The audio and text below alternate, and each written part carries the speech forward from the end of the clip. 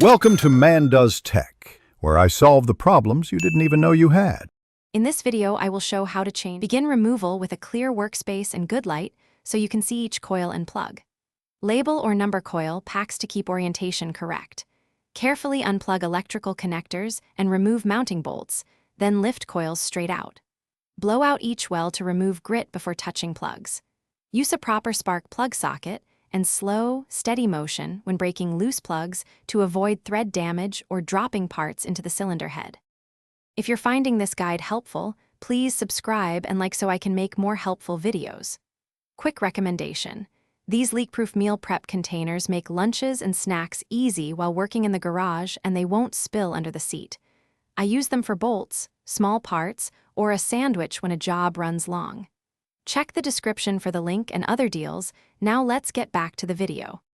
When installing new plugs, hand thread each one to avoid cross-threading, and then torque to the specified value.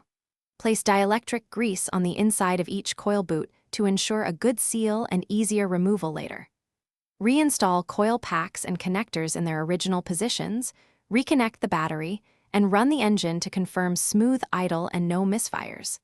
If you notice rough running, recheck connections and torque on the plugs. Thanks for watching. If you found this helpful, don't forget to like and subscribe.